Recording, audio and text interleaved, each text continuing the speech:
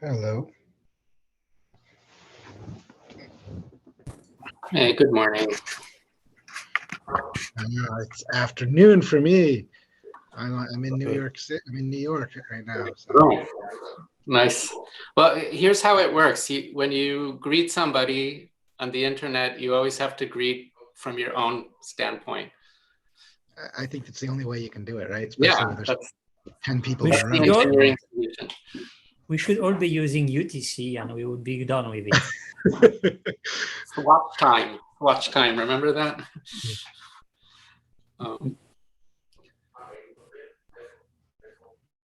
So I have a feeling it might take a while for people to join with the new Zoom system. Maybe should wait. Yeah, and I don't know if it's been the same for you, but I received two invitations for the same meeting. Yeah. Apparently one with a personal link, which I used there, and one with a generic link, which I don't know if it's working because I didn't try. But so when you sign up, you are supposed to get an invitation for the personal link.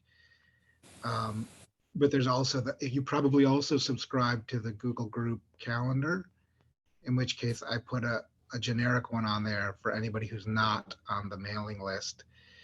And when they put my name in the mailing list, it went to my personal email. So then I added my work email, but I still only ever got the invitation for my personal email because my Linux Foundation accounts are linked. So I don't understand how it's going to work, but yeah, sometimes there are some crossing within systems. You wonder how it can happen. Yeah.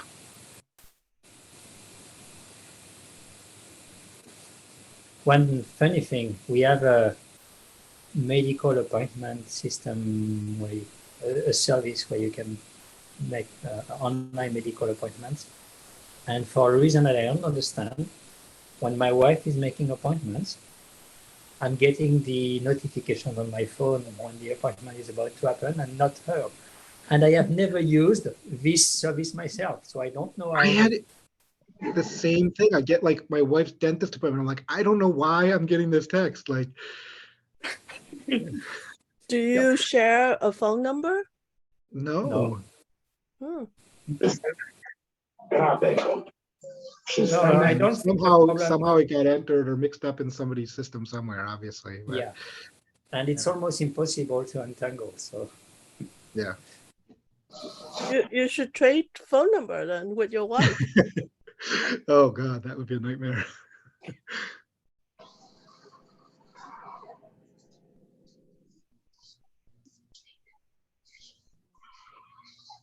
yeah, she would get over all the types of messages that are of no interest to her.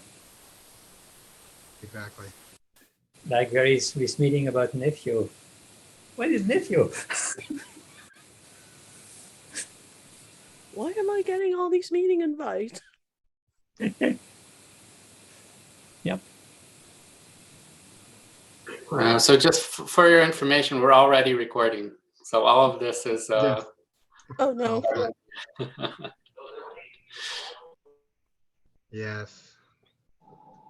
So I say we give it 1 more minute at the 5 after, and then we start and not waste time. People will join if they can join. Yeah, it is the first meeting with Zoom, so I think guys have to maybe register because they forgot to register. Maybe post the Zoom link on the Slack. Yeah. I think that's a good idea. I probably should have sent an email. Isn't that personalized though? There is a global one too. Okay. It's the same number. It's just without all that query string added. Okay. Do you have that maybe? Because I don't have the. I have the personalized one. Yeah.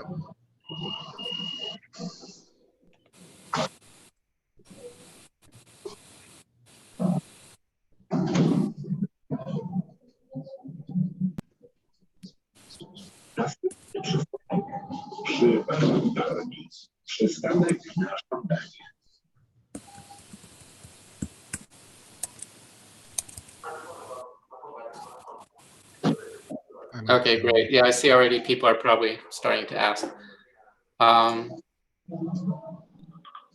Przystanek przy żandarmii. Przystanek na żądanie.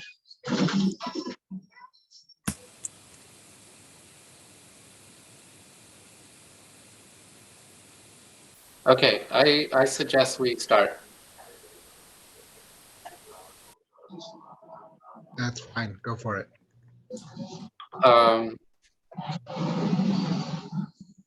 Oh wait, people are still having issues with the link. Następny przystanek. Lokejski.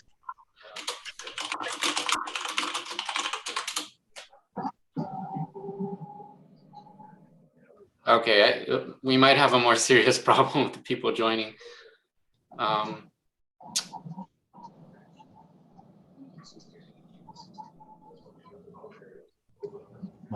Huh. Oh no. Przystanek na żądanie. Oh, The so link- even that link doesn't work. They have to Yeah. register. Yeah, And they it says haven't they have to be registered yet. approved. They don't So need to be this- approved, right? there shouldn't be any approval needed. Let me see. Let me try to share my long URL link. When will all show up as your name, Tal? There'll be a lot of Tao on this meeting, certainly. Yeah. Well, let it be. Let people at least join. If you go to the bottom of the screen, participants 32 or 22, and you click on that little up arrow and say copy invite link. I did that and I paste that link so people can try that.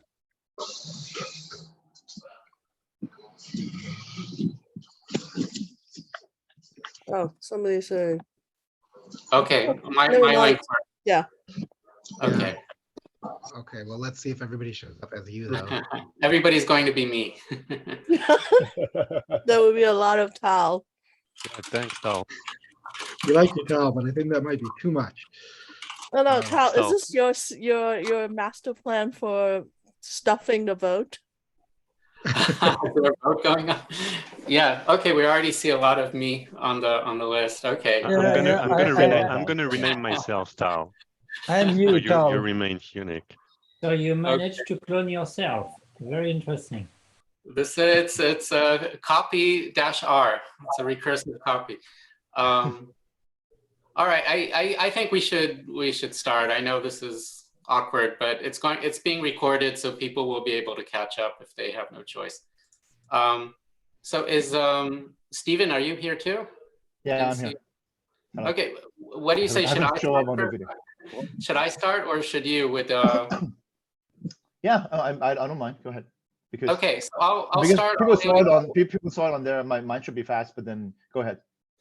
Right, but probably people would want to discuss this more. So I'll finally show a demo I've been talking about for a while. And let me just share my screen. Here we go. I'm just going to share my whole screen. And the messages are going to come in. Okay, did that work?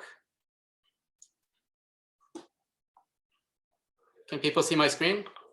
Yes. Yes. Yeah. Okay, good. Yes. I hope I Yeah, won't yeah, have the okay. issues that Stephen had last. So I'll share this link to the repo. I don't have any slides. I'm just going to jump right into a demo. I'll share a link. I do encourage you to read the README. It does a pretty good description, I think, of what this component is. This component is, if you remember the component list that I proposed, this is the blue one here in the middle, the meta, I'm calling it the meta scheduler right now. And you'll kind of see how it works and what it's supposed to do. And yeah, I'll mention, this is a POC, but it does work. What it says on the tin is exactly what it does. So you can actually, there's a release, you can download it and you'll be able to follow this demo exactly or play around with it on your own.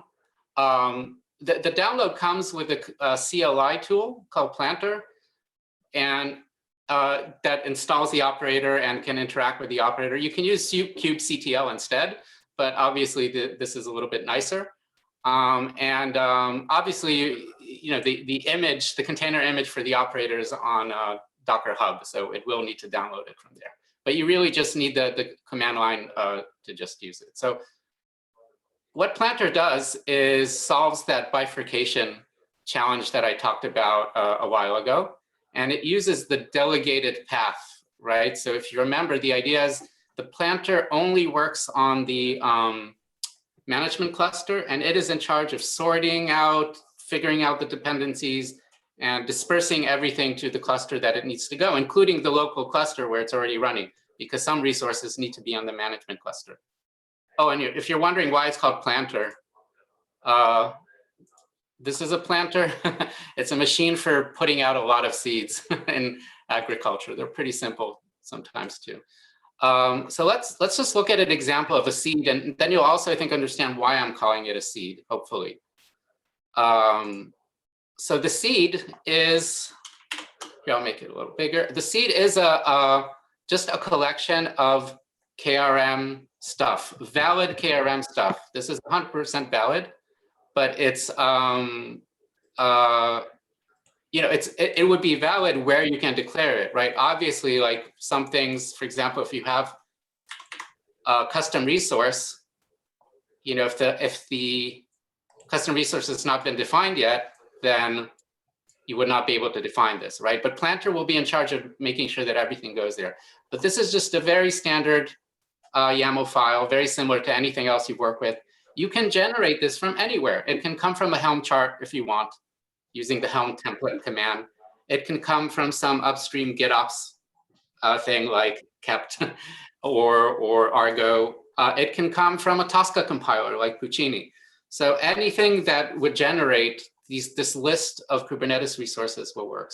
Now, what are these resources? Let's go over them. This is everything that would be required, say, for a CNF. So it's a mix of everything, both the management side resources and the client side resources. And it's also multi-cluster. So you can define resources here that will work on multiple workload clusters. So let's see. We have, first of all, I'm going to define a namespace. And I'm not annotating it in any special way, so it will just default to be on the management cluster. Then I'm going to define an actual cluster that I want for the edge. Now, I'm mentioning here that this is a demo. The idea is that I just created some CRDs here, but the idea that this would be solved by, the whole cluster installation part. So if you're using Cluster API or Crossplane or anything else, you might have different cluster definitions, right? I just wanted to make something for demo purposes, something simple that will just show how it could work. So the cluster here, I'm giving it some configurations for the kernel. I want a real-time kernel. And here is the kernel config, real-time true, pretty simple. So again, don't take this as what I propose it to be. This is just an example. And then we have a memory config for NUMA pages. So again, not important. And this is for one group of nodes, 3 nodes like this. This is a little bit important. I'm giving the nodes a label.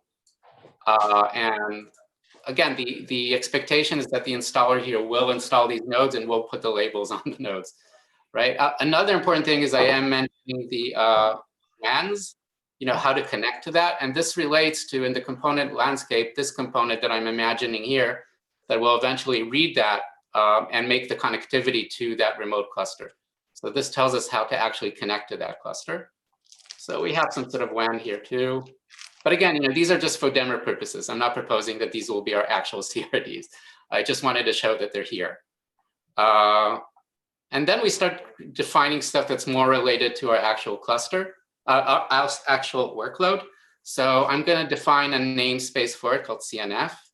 And I'm adding an annotation here where I want it to run on this specific cluster. Now, this name here is this cluster that it defined up here.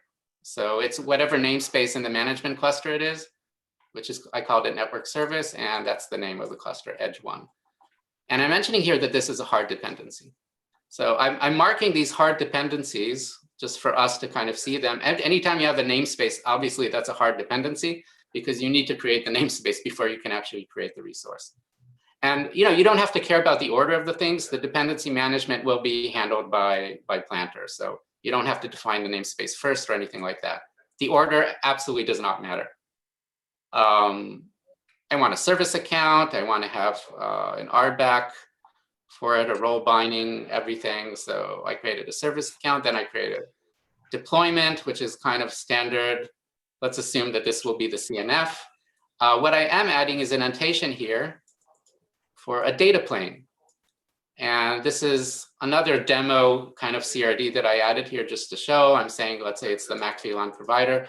This again goes to this component here, which I think is I'm calling the network manager for Multis, right? So again, the idea here that this is again a demo. I'm not proposing that this is exactly how it would look, but the idea is that if you're using ENO or using anything else and you define the network, then you can also put it in here, right? And this will eventually generate the actual network attachment definition with a CNI config that will actually attach it to this deployment. So this is just a higher level version of that, right? I define a service, again, very standard. And I just wanted to give an example of a CRD to show that, yeah, your seed can also include custom resources. For example, if you're installing an operator. So here is a CRD definition, and then I'm actually giving a custom resource. And obviously there's a hard dependency on that CRD, right? So yeah, you can include your own operators in your seed. Now, everything here is mixed together, right? There are things that will run on the management cluster. For example, the definition of the cluster itself, of the workload cluster, called Edge 1 with its configuration, and then all the workloads too. So this is the complete tower, right? This is everything that would be needed for the custom resource. And whatever generates, this doesn't have to know too much about what goes where, right? Planter will handle that. So let's see how it would work. I'll mention one other thing that the Planter uses. So it's plugin based. It's all based on these annotations that you've seen. And the plugins can be any kind of executable. All they need to do is accept the YAML for the seed with standard in and output it in standard out. So you can write them in Python, you can write them in Bash, you can write them in anything that you want that will manipulate it. And all they have to do is really handle those annotations. So I'll show you an example of the kind of built-in, this handles all the built-in known types in Kubernetes. So we have, it's Python code that it's pretty straightforward. This is not even a long file. You can go over it. All it kind of does is look for those hard dependencies and adds the right annotations for it. So it can add annotations for different clusters. There's a special name for the self cluster. So if you use the cluster name self, that means the same cluster in which the Planter operator is running, which is kind of what you usually might want. But sometimes you might have many management clusters that you're working with, and Planter is running on a cluster that is above all of them or something like that. So the basic approach is multi-cluster from the start, and that means multi-cluster for multi-management clusters and multi-workload clusters. So yeah, this logic is pretty simple. It looks for those dependencies, and it can add a dependency. So example, if you have a CRD, then we will add a hard dependency on that. If you have a CR, we will have a hard dependency on that CRD, things like that. And if you have a namespace, you'll have a hard dependency on the namespace. So let's actually plant this seed and kind of see what happens. So I'm going to start. I have two clusters here. I have a management cluster that is OpenShift. And currently there's nothing there. And I have, this is a kind cluster that I'm running. This is the edge cluster. This is edge 1.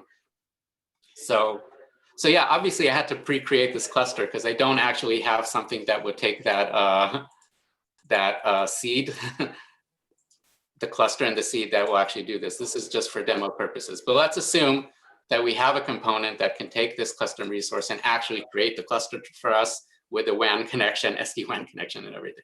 So I did that for the demo. So here it is. And right now there's just nothing in it. It's really just a vanilla cluster. So let's start. I have a command line here. So here I'm already with the connected to the management cluster. So I'm going to start by installing the Planter operator. And I can give it a namespace in which to install. But I will note it by default works in cluster mode, which means it has cluster permissions. So it's installed in one namespace, but it can work with resources in all the namespaces in the cluster. If there's interest in the future, I can also make it support namespace mode where it just works within its own namespace. But right now it does have cluster-wide privileges, but it does need to be installed in a specific namespace. So I'll do that. I'll wait for it to be installed. Let's give it some velocity. Yeah, so this is a way of packaging operators that I like to do, where you have just a CLI client that does everything. You don't need any YAML files. So what it did, it installed, right? So we already have, here it is, it just installed. We have the deployment. We have all the custom resources that it needs. So the CLI did it all for us. So we don't have to do any kubectl apply for anything like that, or install a Helm chart or anything. So it's running. You know, we can see it's it already has logs. Yeah, so we have the operator installed. That was pretty easy. And let's actually open a log here just so we can see. So this is another. Okay, so here we see the same logs that we saw there. And let's start by adding our plugin. So because we just freshly installed the operator, it doesn't have any plugin. So I will set the built-in plugin, which I just showed the source code in Python.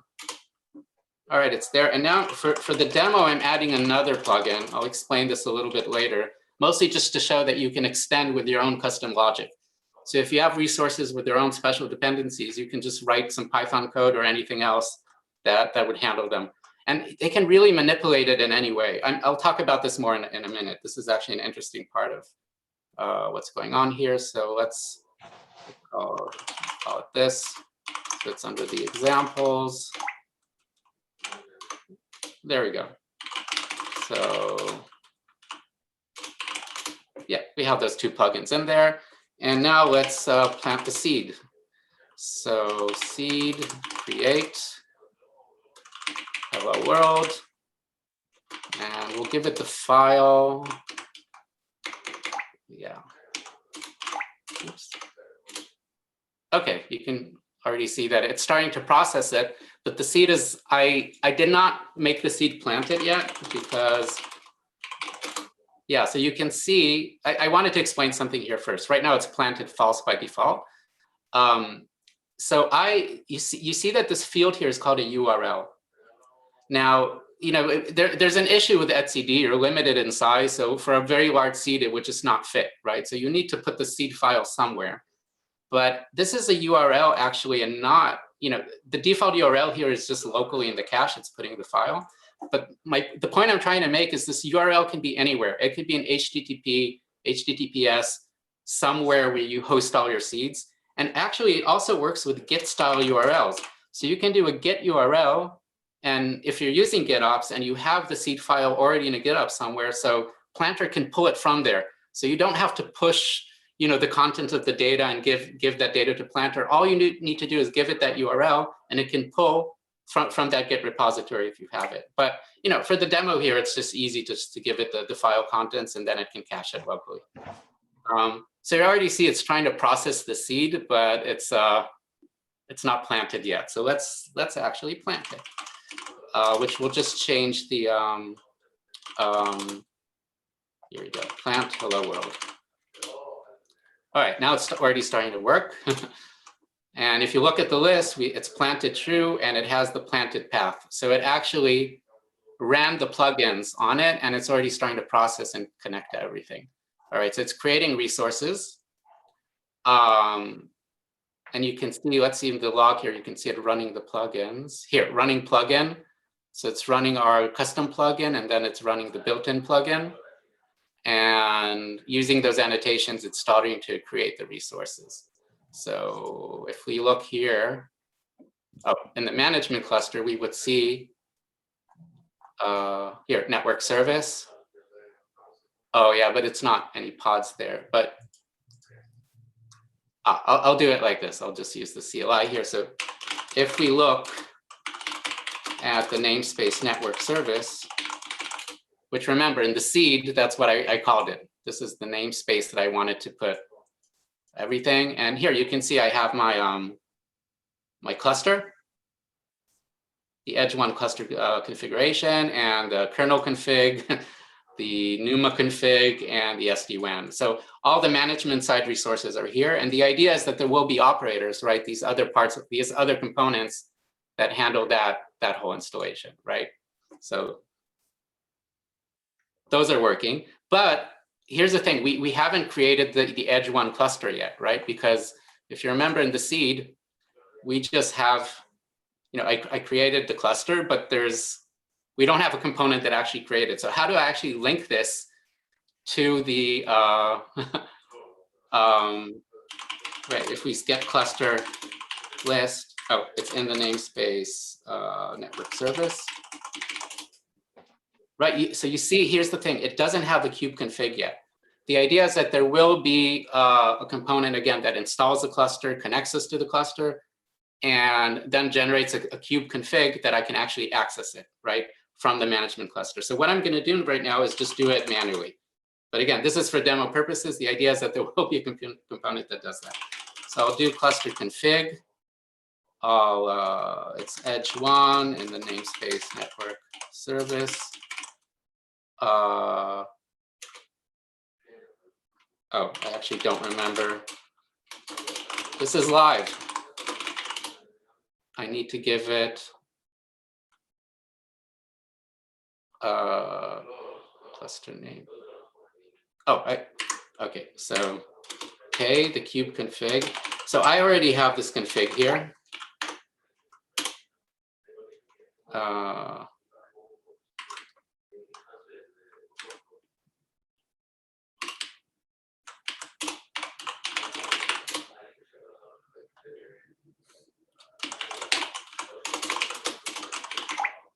Is it really not there? It's there.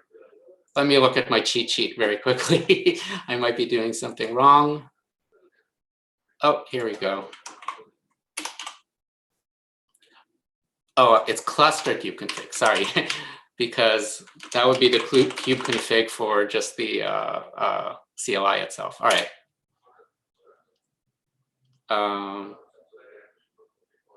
Oh.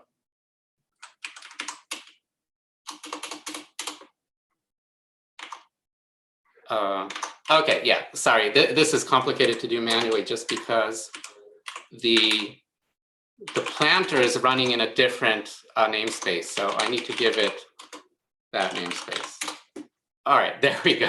All right, it connected to the operator and updated. And what we're going to see here in the log, I think that it's going to start creating those remote, right? So now that I actually have, if I do a list of all the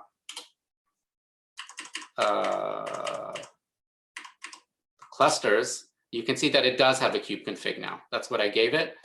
And now it's actually creating the resource at the edge. You can see here in this log, right? It started to create those remote resources now that the edge is up, the edge cluster is up.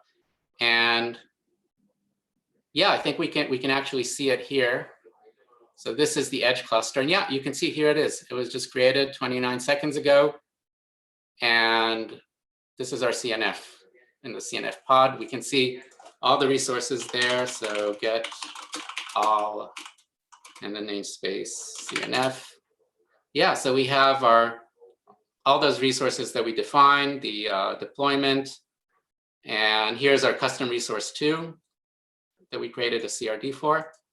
So pretty cool. It handled everything for us, right? We just had to create a seed with everything, and everything went to the right cluster at the right time, and we didn't have to worry about what would be created first.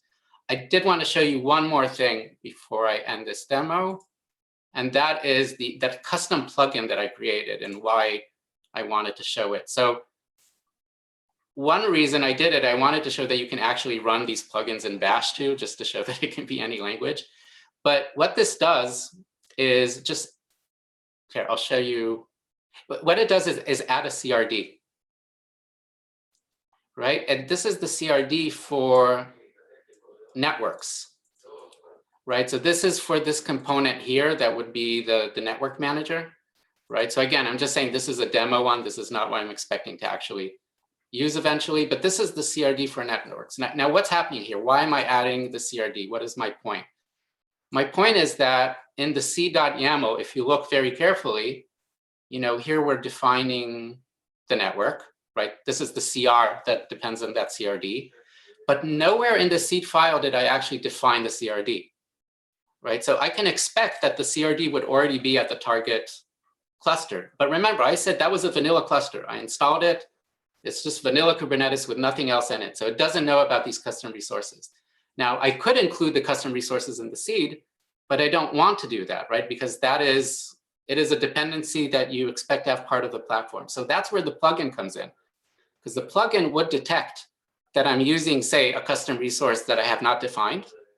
And it can look in some sort of catalog of CRDs and pull in the CRD that would be necessary to implement this. The point, again, that these are all conveniences that whoever is using doesn't have to start thinking about what their dependencies are.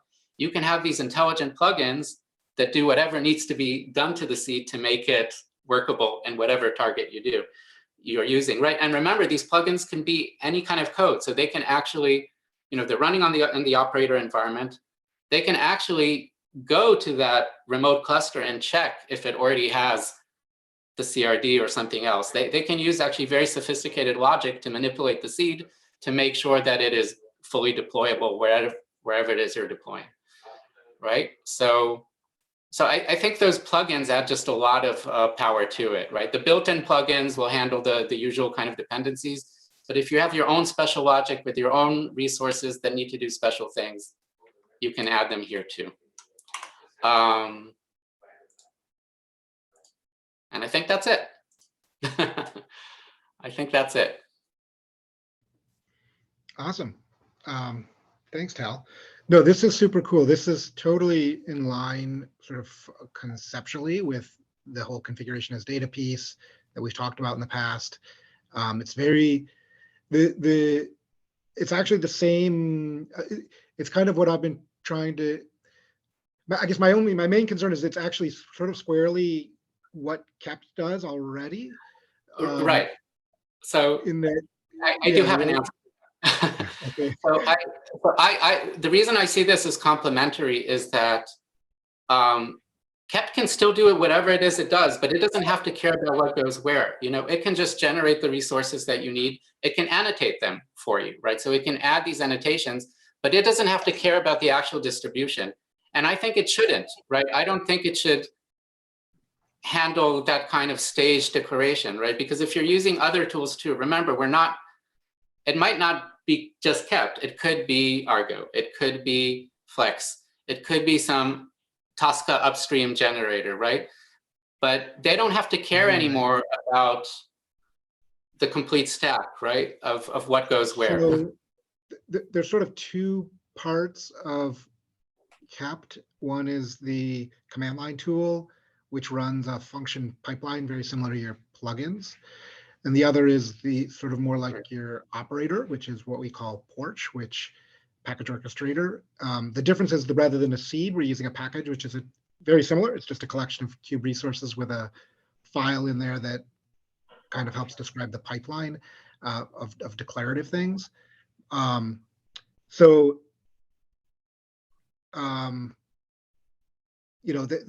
The sorting out is something I saw as being figured out by a declarative resource that targets pieces to, I guess the place where we have to figure out, and I don't know if they're complementary or not. It seems to me they're quite overlapping at this point, but we'll sort of sort that out maybe over time. The piece, sort of, I saw it a little bit differently in that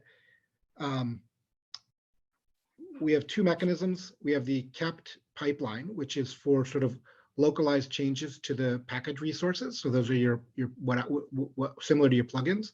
And then there's the dependency management piece of pulling in additional packages or taking operations by independent actors. Almost your plugin mechanism is serving both of those roles, in that the plugins are defined.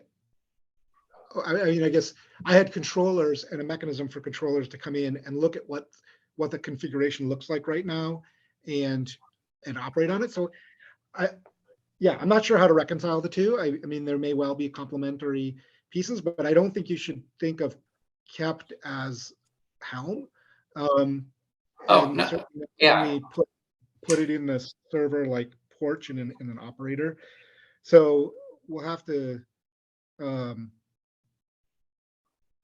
anyway, I think there'll be interesting pieces. The other thing is the one of the big differences that kept does sit on top of Git or OCI as its package repositories, as opposed to just any URL. Right. We could also we could put it on top of any URL as well. There's a bunch of considerations in all of those that we've learned over time with Kept and with Porch. But anyway, it looks really cool. It's definitely totally the right within the conceptual framework that we've all been talking about, and fits very, very well in that. I'm not sure how we reconcile making both available or what. We'll have to figure that out. Yes. The other hands up. How do we see the order of hands? I don't know. I assume it's what's listed like in the gallery, which would mean, I don't know. I think you can just like Google Meets, you can click on the participants and it has to. Does it have a list? No, but Dimitrios was next. I was watching the raise hand. Okay, thank you. Yeah, I don't see how to see. I have a quick question. I mean, you said that you have some plugins there in order to define some custom resource definitions that maybe they do not exist in the workloads cluster. Is that right? I mean, that's one use. I think you can do a lot of interesting things, right? For example, if you see a seed, you can automatically detect dependencies that were not added. So it could be a CRD, but it could be anything else, right? You can add, say, a load balance. I don't know if you see some need for something like that. Okay, but so it's not only CRD because I was remembering. I mean, if you deploy the cluster, then all the components and the CRDs are already there, so the dependency is already there. Why do you need a plugin for that? But yeah, for other things, I can understand that. So the general CAD thing, and Planter shows this as well, is that because Kubernetes resources are well-known resources, we can infer things about dependencies just based upon the presence of those resources, as opposed to Helm, where it's a values file which you don't know what's inside it until you render it. And so it's very difficult to do that sort of a priori. Yeah. Right? You can't peer into it.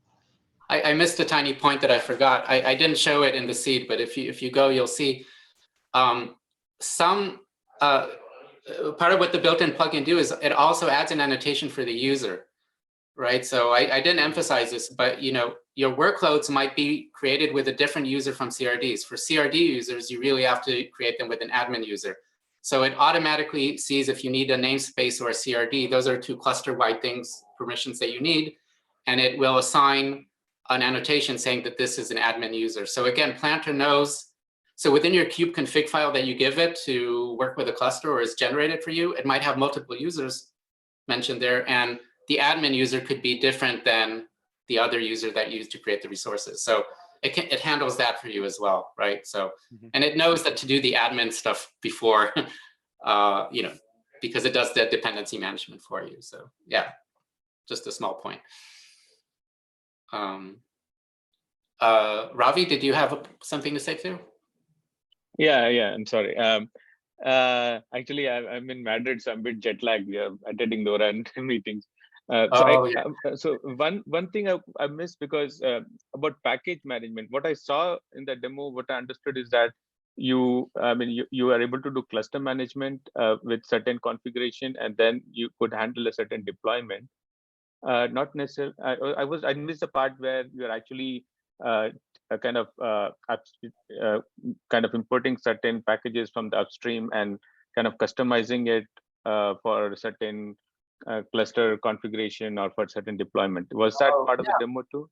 No, it wasn't. That's exactly what I think that things like Kept do well, right? The whole how you get to the seed, right? That's you might have that whole GitOps process, right? Of commits, of forks, of merges and things like that. So that is the upstream part, right? So Planter is dumb.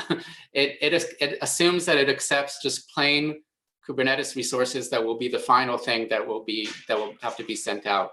It doesn't know how to work with blueprints. It doesn't know about any of that stuff. It just knows how to work with the Kubernetes resources and multi-clusters. So, Okay, got it. you Yeah. actually need some sort of upstream way to manage a blueprint repository and managing your configurations logically. So that is out of scope for Planter. Planter tries to solve one very specific issue of getting those resources to the right places where at the right time. So that's why I'm calling it a meta scheduler. So it's like a scheduler, but works for multi-clusters and yeah. Yeah, But so it seems to be very akin to the demo that Sandeep showed for AWS. Probably this is multi-cluster and probably has a lot more richness to it. But it seems to be something that you're right. If I'm correctly I think right. This is exactly what I'm talking about, being some overlap. But I think my point is that what I'm trying to show is I'm trying to shift the buck. So move the responsibility to the management cluster itself, so you don't have to think about it and your upstream tooling. So your upstream tooling doesn't have to know about your inventory, your cluster repository, or anything like that, right? You can work in terms of pure design and don't worry about the implementation. But as John was pointing out, kept or the Porch component does handle some implementation parts. So we'll discuss those overlaps and see how we can make sense of them. But okay, yeah, okay, that is understanding. Yeah, got it. If you're not, no, I was thinking John's comment on saying that you are also doing something on what Kept does, and I felt Kept was more focused on package management. I didn't see that piece, so yeah, that clarified what you said. Okay, yeah, I thought so as well, but I did know that Kept does more. Yeah. Okay. Well, yeah, that's okay. the part, right? So. I don't know who's next, but maybe I think Vim is next probably. Yeah, Vim. Oh, you know what? I think Zoom actually sorts it by the It order. does sort them. I think Anna was before me. I think Anna was before. Yeah. Just quickly, I've been watching different demos, and yeah, there's some overlap and there's some layering. The design tool set and then the deployment tool set, and then there's the demo from John where the different package repo management. And my question is, how do we are we this Stephen demo coming up, how do we reconcile this and come up with something that we can move forward? We're in a rush. We have less than a month for a demo, so we'll do what we can. The point is, the proposals too for the component list, we had 3 come in. We had from John, we had from me, and we had from Vim. It's going to take work to reconcile everything and accept feedback from the community. So we're going to do all of that in the long term for sure, and discuss things in depth. For the short term, we're just going to have to slap something together. So I don't know.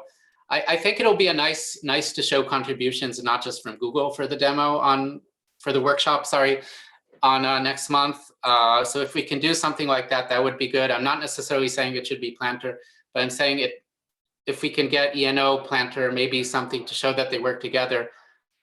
I think that would be building trust. Yeah. But then we can decide to remove Planter or figure something out. I think there's some areas like you said, Anne, of layering. And sorry, I'm jumping in because we're really short on time. The Porch, for example, is really focused on writing things to repos as opposed to direct actuation on edge clusters, whereas Planter is doing direct actuation on edge clusters. So there may be some complementary pieces. We'll have to sort that out. But yeah, anyway, let's let Vim talk and then maybe move to the next demo. But that was awesome, Tal. It's really cool. Love to see another way to implement the similar concepts is always great to see too. So thank you.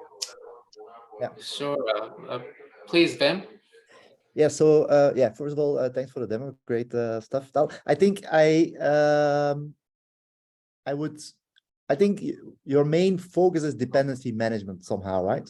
If I would summarize, one way is Would that be right or not? 100%? Yeah, I didn't go into in depth, but I differentiate between hard dependencies and soft dependencies. Soft dependencies you don't care about because it's declarative stuff, right? That is handled already. But unfortunately, and I say unfortunately, we have hard dependencies in Kubernetes. Well, one of them is just physics, right? The edge cluster does not exist yet. This is the chicken and egg problem, right?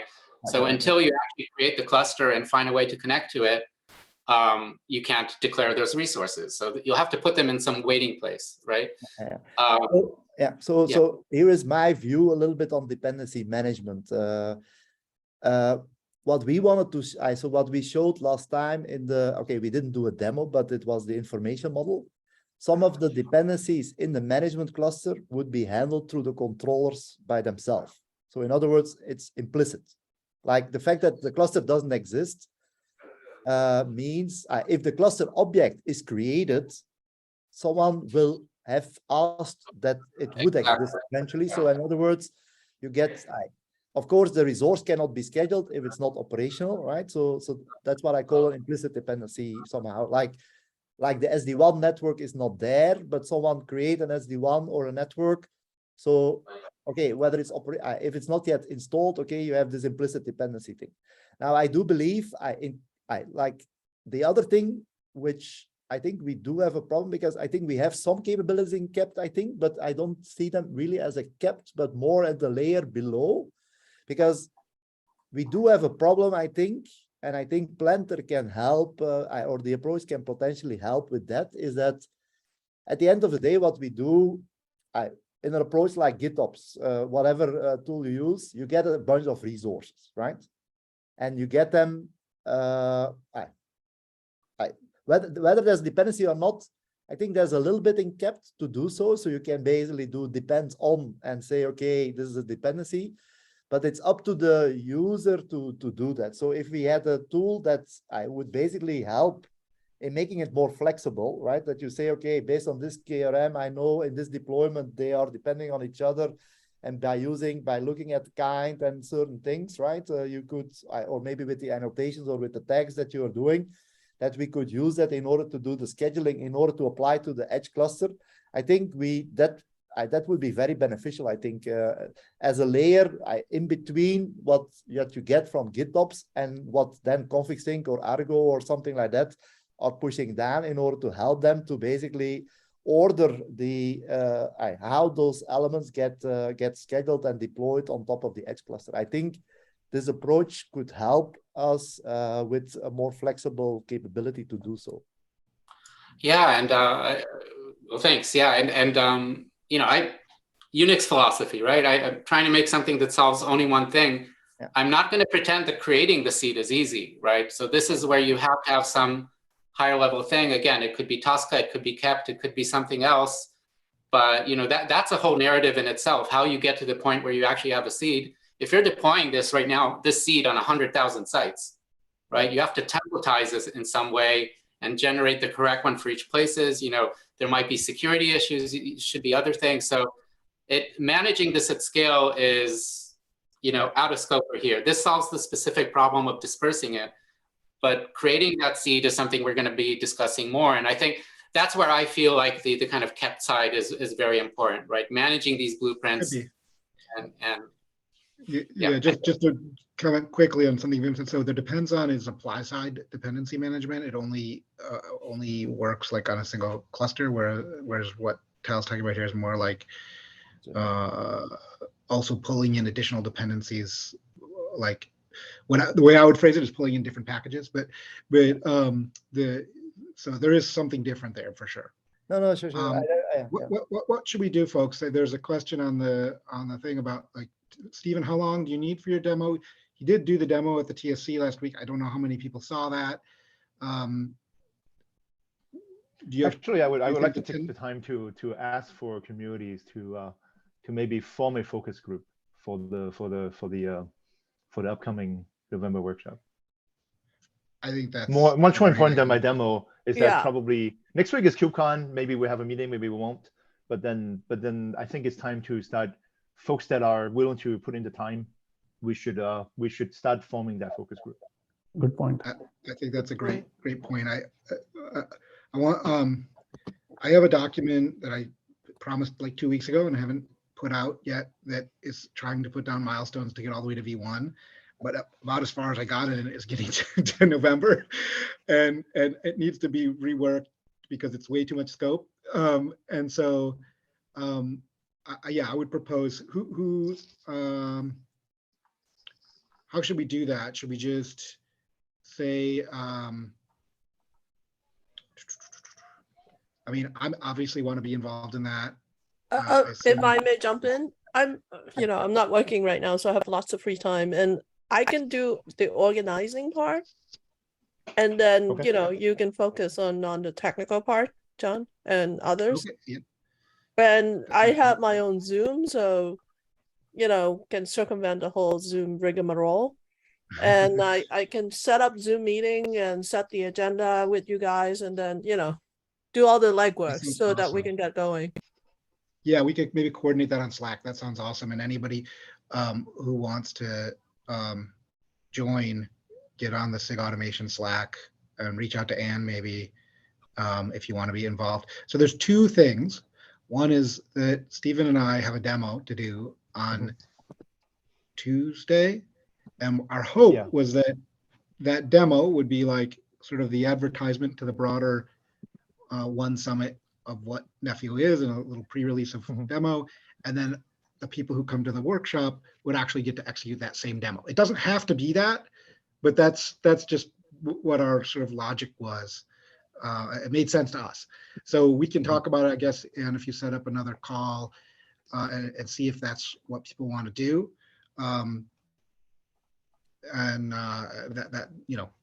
That's a great point. I'm more concerned, just my sense of timing, that we're running short on time and we need to define the demo and then we can start working on it. Sorry, harping on the same point over and over, but. And that's it's because it's important. So maybe awesome. if we can have a quick show of hand that people are free tomorrow or Monday or Tuesday, like Wednesday. Today's Wednesday. We're gonna have a lot of towels. We're gonna have a lot of towels joining the. No. Can we not be using you did Slack 17 times? Yeah, I'll post a poll or question on Slack and people can chime in. I think let's go through Slack. Easier. Friday, is that possible? Because lots of people don't have meetings on Friday, so maybe there's some flexibility. What would be there's the meetings on Friday? I know, I'm violating. Yeah, I think this is for short term. We're talking about maybe 3 more Fridays, or yeah, I'm for it. And people who can't make it. We just need to do something. So whoever can do it, I agree with you. Right. I think Friday is the time, and we'll just do our best. And I'm sorry if people won't be able to participate. I just want to make clear, we are a community. We really value everybody, but for time constraints, we're just trying to get something done. But if anybody wants to be included and is not, I would say please talk to me and John, and we'll try to find a way to fit it in. We definitely want feedback from everybody and everybody to be able to be in the loop, right? But to the extent possible, can we actually try to use Slack? I mean, in the past, we have been in OpenStack. IRC is what we have used, and we have been able to do that by just attending one meeting. So when things we cannot actually discuss in Slack, or if it gets too much and we think we need a call, then let's have that as placeholders for sure. But let's try to do Slack as much as possible from the community perspective. So Vish, I think the problem with Slack is that not everybody is on it at the same time. So you might have a whole discussion going on, and then you have to sync up and read 4 pages of conversation, and the conversation is already over. So by setting a meeting time, everybody is there and talking together. So I think that's important. The way I see that is it's asynchronous. People who have missed it can actually watch Slack and can chime in also. But what I'm saying, I'm not disagreeing with what you guys want to do, but I'm saying let the meat of the conversation happen on Slack. Yeah, but I think both are important in my view. I think one is asynchronous and the other is synchronous. So I think it's good to have asynchronous communication because we have different time zones. And then we have synchronous meeting to align together, right? What I maybe propose is I think, okay, I saw Stefan's demo. I think for the demo that we plan, or that you have in mind today, for the November meeting, John and Stefan, so would you be able to outline beyond what you have shown? At least I showed, I was there, maybe others are not, but I think it's recorded on the TSC. So what are the things beyond that you want to show into the thing? Because by outlining that could already help us to have people start thinking about these. Let me quickly work on that then. So it would be a good skeleton to get started, because obviously the user journey from SIG 1 is automation, bring up free 5GC on a side cluster. We are providing test framework to do a demo. So it would probably be a little more aligned. Yeah, so we have a document about that. That's what I'm saying. I meant to share it a while back, and I need to break it. It's too much scope, like I said. Give me a day or so, and I'll try and break out my proposal for that, and we can all comment on that, or hopefully today. Like I'll try and put together, I'll try and finalize. Here's what I think we should demo as far as actual functionality and workshop, and then we'll deal with it on the asynchronously on the document, and then have a meeting about it as well. But in my view, my proposal would be, John, even the bullet points is okay. So we don't have to make it. It would just be both. It would be a one pager. Yeah, so something like that. I don't make it because it's just my one pager right now includes so much scope, and I just need to go through and skip it. Yeah. Originally, it was trying to lay out milestones to get to V1, and it's too much. Yeah. So just to summarize, scope, and the other one is the the two things. One is the scope of the demo itself, like Johnny said. I know it's tend to be ambitious, but it's probably narrowed down the scope, which is more pragmatic. That is one thing. The other thing is the logistics of how people could participate in the workshop. I think that's also an important aspect. Are we expecting 50, 100, or are we also letting virtual attendees to do this? What's the infrastructure needs for that? That will also dictate, how. So for us to provide things, we have headcounts. So it's going to be limited to the 50 people in the room. Even standing people would probably not be able to have the resources. Yeah, that's a good scope. Yeah, that's a good scope, Stephen. Things like that, I know. And how probably the first workshop, if it is too much for the users to absorb, or is it too, should not be too much or too less, defining the right scope, and then beginning of logistics. Yeah. So just to summarize, John will get a doc, a one pager sometime today or tomorrow, and then on Friday we'll have a meeting to make decision, and all of us have between now and Friday meeting to review and comment. Does that work? Okay, cool. That sounds great. Yeah. It definitely needs to be agreed upon by the focus group. So we know what to do. Could you also record that meeting just in case I'm not able to join? Yeah, that will be nice. Yeah, I got so frustrated with different meeting mechanism. I pay for my own Google Meet, my own Zoom account, so I can do all sorts of things with that, like recording. Well, you know what about recording? It's not maybe an official. I guess we could record it, but I don't know if we want it on YouTube necessarily. Huh? This will be just kind of like the Slack should be good enough. I don't think. Yeah, I can record it and post it on Slack. I won't bother with YouTube and all that. Yeah. On the meeting front, John and Tal both, is our Google Meet, is it still valid? I mean, I know we are having this meeting, but the thing is that meeting itself, the link, is it still valid? If that is the case, we could just do these meetings on that. Oh, whatever's fine. We can make Google Meets all we want. All day and all night. That meeting is still valid. Yes. Still valid. It's always valid. Yeah. You still need me or John to admit you guys in. So that's the nephew one. We'll just use hands. It's fine. It doesn't matter as long as it's on Slack. Especially if you're recording. I have to admit Zoom is much better. So might as well use on. Yeah. Yeah. So sorry. Yeah. Sorry. It's probably a nitpicking question, but are we within the legal terms of the Linux Foundation, etc., if we're using personal accounts for conferences. That's tricky from a disclosure perspective and from a data management perspective. Oh, I'm more than willing to donate whatever recording to Linux Foundation. That's not what I'm saying. What I'm saying is that the term of license towards Zoom, for instance, can be problematic. Oh. When it's a private account, because you are granting Zoom a license. From a legal, yeah, got it. Yes. Yeah, that's also one of the reasons I suggested, if this Zoom doesn't work, probably the other Google Meet. In my view, we should either meet in Linux Foundation Zoom or the Google Meet. I prefer Google Meet, honestly, after today's experience. At least for those. Oh, come on, Tal, number 17. We're over time, folks. Why don't we?